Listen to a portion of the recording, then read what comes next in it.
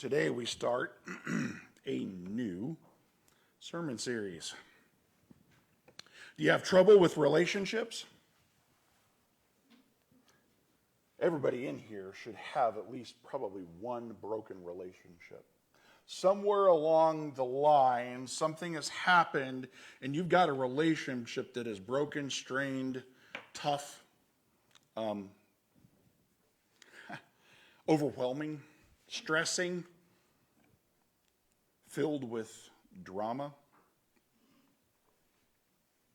Whether that relationship falls along the lines of marriage, or whether it's with a child or a parent, or whether that is a work relationship, or whether that is a social life kind of a relationship, or whether it is actually within the walls of the church. Because believe it or not, that happens too. This series is called Relationally Overwhelmed. And in this series, we're going to tackle 5 sets of relationships that overwhelm us, that stress us out, that have a tendency to just create havoc in our lives. This particular sermon is on marriage. We're going to talk in this sermon today about men and women. You've heard of the book, Men Are From Mars, Women Are From Venus, right? I've never actually read the book. But you've read it? Yeah. It's an interesting, from what I understand, it's an interesting book. There's another book out there that says men are like waffles and women are like spaghetti. Men have a tendency to compartmentalize, the little squares on a waffle, and men have a tendency to put things into compartments. And women are just like spaghetti because everything relates to everything and it's all twisted around, and which is why a woman will go through and talk about something. Guys are sitting here going, what in the world is she talking about? But in her mind, everything is stringing together and it all makes sense. But most guys are just like, I have no idea what she's talking about. Daily, yeah, daily. There is another book, one that Sherry and I actually have worked through and read. It's called Love and Respect. And in this book, he talks about how women speak a language of pink and men speak a language of blue, right? Men and women, Emerson says, are wired differently, which we are, right? Men and women are wired very, very differently. What Emerson does is he takes Ephesians 5:22 to 33, and he brings out this idea that women speak a language of love, and men speak a language of respect. If you would, we're going to read in Ephesians this morning. We're going to read 22 to 33. And this is what Paul has to say about marriage. Verse 22 says, "Wives, be subject to your own husbands as to the Lord, for the husband is the head of the wife, as Christ also is the head of the church, he himself being the Savior of the body. But as the church is subject to Christ, so also wives ought to be to their husbands in everything. Husbands, love your wives, just as Christ also loved the church and gave himself up for her, so that he might sanctify her, having cleansed her by the washing of water with the word, that he might present to himself the church in all her glory, having no spot or wrinkle or any such thing, but that she would be holy and blameless. So husbands ought to love their own wives as their own bodies. He who loves his own wife loves himself, for no one ever hated his own flesh, but nourishes and cherishes it, just as Christ also does the church. Because we are members of his body, for this reason, a man shall leave his father and mother and be joined to his wife, and the two shall become one flesh. This mystery is great, but I am speaking with reference to Christ and the church. Nevertheless, each individual among you is to love his own wife even as himself, and the wife must see to it that she respects her husband. Do you see where Emerson Eggerichs gets the idea of love and respect? It's spelled right out here in Ephesians 5:22. I'm going to ask Sherry to come up here real quick. I'm going to give her the pulpit mic. I've got my mic. So, Sherry, what are some of the things that guys say? Whether it be things that I say or not. Oh. How about, honey, you look beautiful in that dress, but are you sure you want to wear that out? Okay. Or, I didn't hear what you said. Can you repeat it again? Ladies. Or, were you talking to me? Yeah, I say that one a lot too. Let's think of it. Oh, I don't care. Where do you want to go?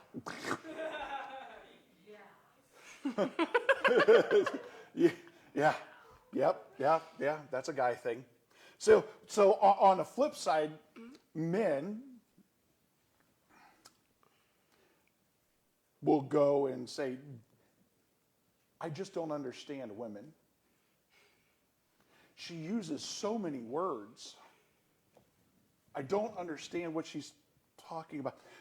A woman can say one thing and be understood by her and me completely different. Like, give an example. Let's say, how about, give me an example. What's something that I have said that we have both understood in two completely different ways? Oh gosh, now you put me on the spot. I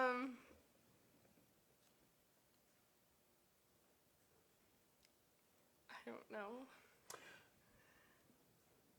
Ask our children. Okay, how about this one? The other day, we were talking about going somewhere. Or we were talking about doing something. And you told me that this needed to be done, or it was something along those lines. I understood that this had yet to be done. She was telling me that this was already in the plan and in the works. I understood that it needed to be done, so I'm going over here trying to get this done. She's telling me that it actually was already done. We said this. She said Say it. The same thing. Same thing, but we heard it in two completely different languages. Thank you, babe. Didn't mean to put you on the spot. But if you take this idea that men and women speak completely different languages. Women speak a language of love, men speak a language of respect. How often do you hear a guy say, she just doesn't respect me? How often do you hear a guy say that? Right? All the time. Or how often do you hear a wife say, he never tells me that he loves me? I said it once 5 years ago. Why do I have to say it again? That's the kind of mindset that a guy has. Now, I make attempts to tell Sherry that I love her more than once every 5 years. But these are the kind of things that Sherry and I hear all the time in counseling is that he just doesn't love me and she doesn't respect anything about what I say or do. Which is why guys answer, I don't care. You combine this together with personalities, the 4 personalities, blue, orange, green, and gold. And you combine this with the 5 different love languages, service, gifting, touch, time, and affirmation. If you take the love and respect as well, and you get 3 different things going here, it gets pretty confusing in a heartbeat, right? Because you're trying to figure out if this is a woman versus a man thing. Is this a love language issue? Or is this a personality issue? It can get very complicated very, very quickly. Okay? Do I? Yeah, the handbook is right here. And Love and Respect does have a workbook. But here's what happens.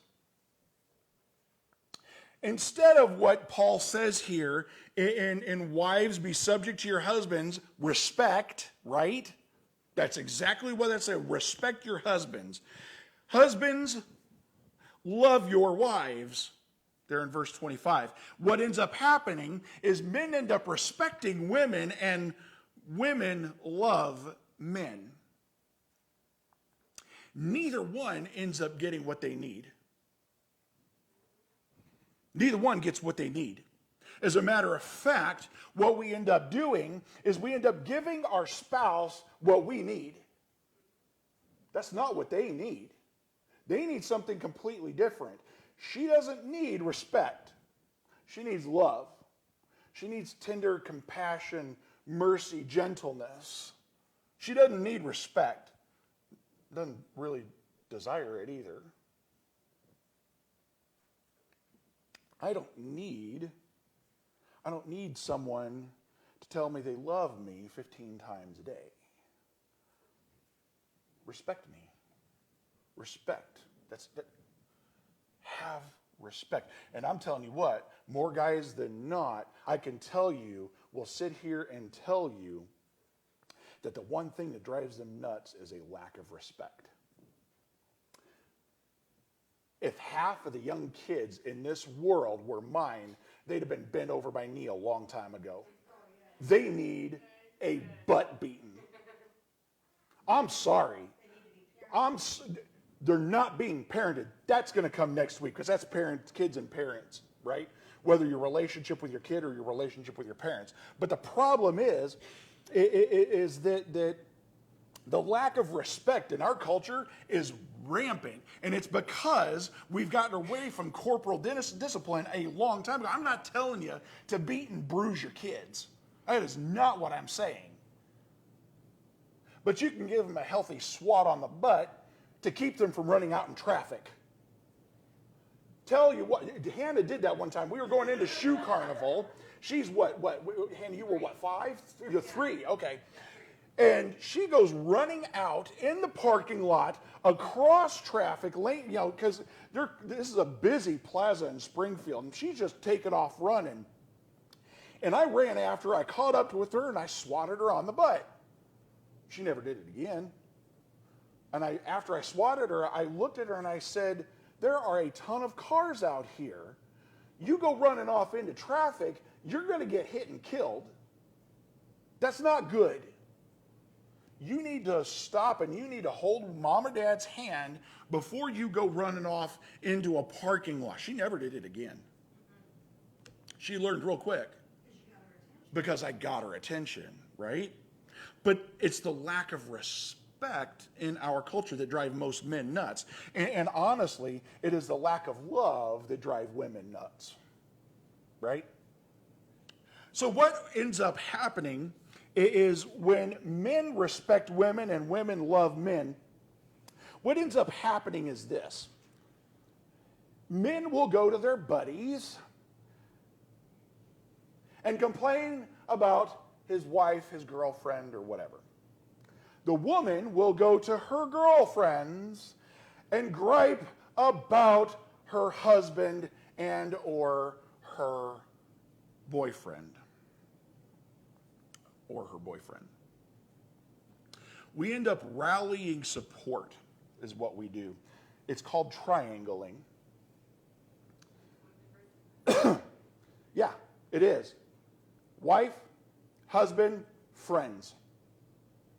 And what happens is we poison the waters against our significant other, whether it's a husband or a boyfriend or wife or a girlfriend. So every time we go, if we consistently go to our buddies or our girlfriends and constantly complain about our spouse, what you are doing is poisoning the water so that every time you go to them, you get a poisoning in your relationship. You just need to leave him. He's a jerk. Or guys, why do you put up with her? You need to go find somebody else. She doesn't respect you. Guys would use a few more words, but I'm not going to use those words. Sometimes. You end up poisoning the waters of your relationship when you go to everybody else. But what needs to happen is this. You need to end up going to your spouse, not to everybody else. If you sit here and continually go to everybody else but your spouse, you are going to have problems. You are going to have poisoning in your relationship. You're going to have drama. You're going to be overwhelmed. You're going to be stressed. When you have a problem with your spouse, go to your spouse. Be accountable to that person. Because one of the things that I was told when I was getting my stuff together and trying to become the husband and father that I realized that I needed to be, and I wasn't, I was always told, do not use your wife as your accountability partner. That is the biggest line of bunk I have ever heard in my entire life. You know who my biggest accountability partner is? My wife. She keeps me accountable because we've gotten to the point in our relationship that we can tell each other everything. Our faults, That's intimacy. And that doesn't just come overnight. You're not going to be able to go to your spouse and tell them everything at first. Trust me, it's just not going to happen. It's not going to happen. Yeah, right. Oh, I tried that. And okay, let me explain. This needs to be done very, very carefully. It's a gradual building up of a trust and intimacy between a husband and a wife. It comes. You're right, Ruth. It is something that comes over time. There are more failed relationships, and I can attest to this by the people that come into my office. There are more failed relationships because people don't go to their spouse, they go to their buddies and their friends instead. They have poisoned the waters of their relationship and they go to everybody else but their spouse. And it ends up in failed marriages and failed relationships.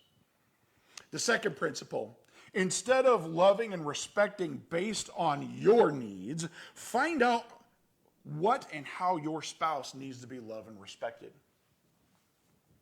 Not sure about that? Ask him. Instead of me respecting Sherry, I need to find out what makes Sherry tick. What is it that she wants? Use the tools like the love languages, personality, and use the love and respect idea, the workbook, okay? Use these things to build the tools of learning how to love and or respect and give your spouse what they need.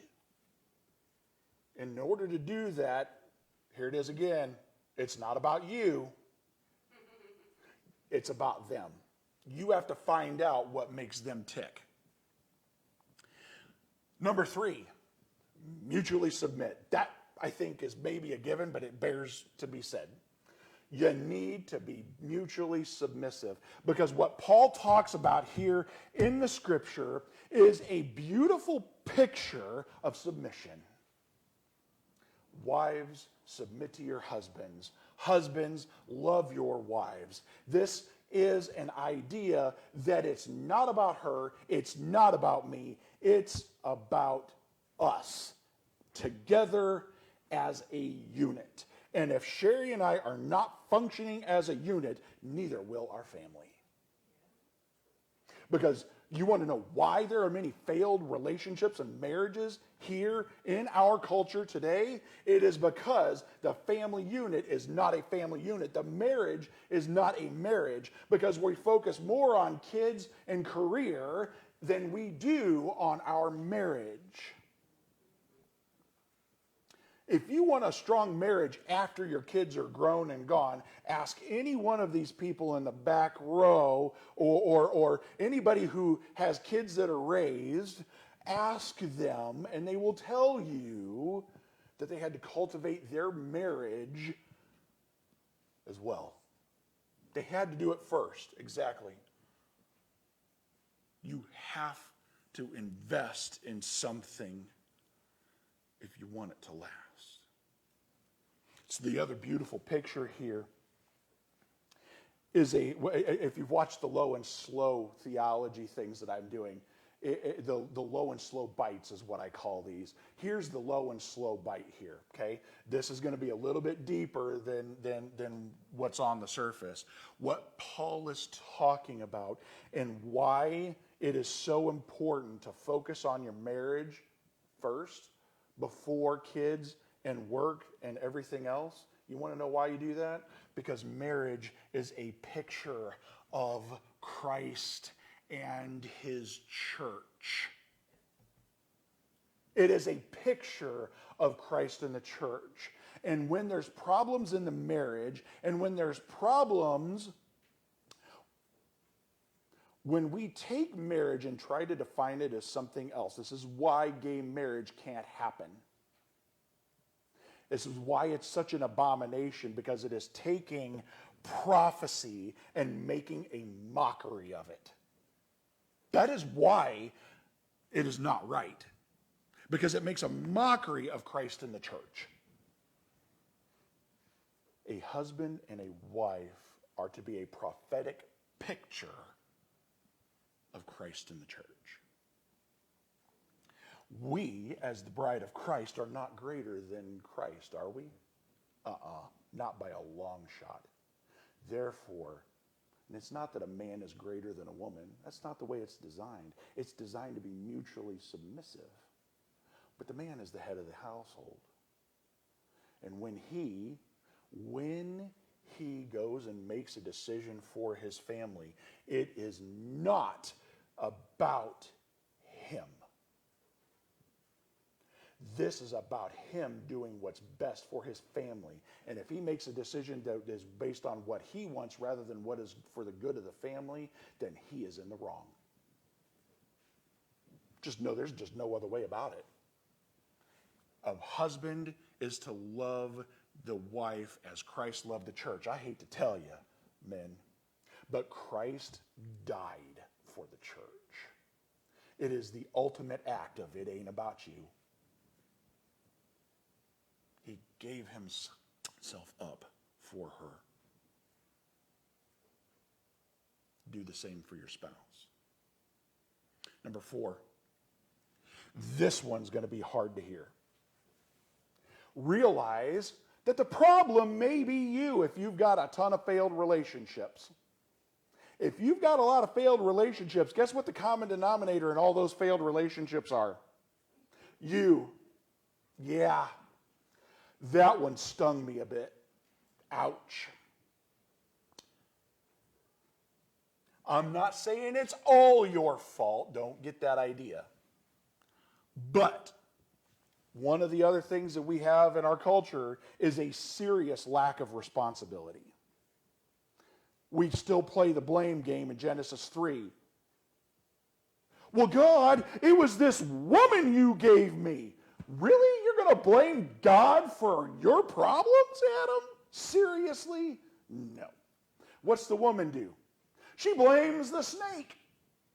Well, he's the one who deceived me. It's the blame game. Take responsibility for your actions. The sabbatical that Sherry and I took back in 14 and 15 was all about that. Not realizing that was what I was doing when we were going into it, but that's what it turned into, was exploring where we had gone wrong in the past, in our past ministries, in order to prepare us for the next one. Sometimes you have to be able to take your lumps and learn from them. Or God lumps you again. Yeah, he's not afraid to do that. Two by fours, man, I'm telling you. Here's the other thing. Number 5. You cannot control what others think, say, or do. You can't do it. You can only be responsible for you. You cannot control what your spouse says, thinks, or does. Fireproof is another really good marriage tool. Okay? Fireproof is a program designed to take a spouses who are falling away from each other, and one starts serving the other over themselves. And what happens is that by serving, instead of complaining that I'm not getting anything in return, you continue to do, and love, and respect. And this person eventually is like, whoa, unconditional love. Never seen the movie, watch the movie. Get the book, read it. Get the book, Love and Respect. We were going to do this as a study here. We still have yet to do that. It just circumstances have happened, and we just haven't gotten around to it. It will happen. I just don't know when. I don't know when we're going to do this because there are a lot of folks who want and need something like this. Because I'm telling you, when Sherry and I walked through Love and Respect, we were on the verge ourselves. We were falling apart. Our marriage was in trouble. We didn't know how to fix it. We didn't know what to do. And some friends of ours helped us walk along that path. And it was a beautiful, beautiful walk. And one of the things that we learned, both from our mentor and from this Love and Respect, was that marriage is not about what I can get, but what I can give. Marriage is not about what I can get. Yeah.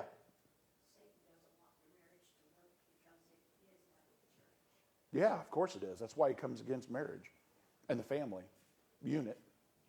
Sure it is. Yeah, no. The enemies and the powers and the principalities do not want your marriage to work because it is a picture of Christ in the church. That's exactly right. It is, very much so. Yeah. And the more failed marriages that we can have within the church, he's not focused on failed marriages outside the church. He doesn't care. He wants them inside the church. He wants failed marriages inside the church.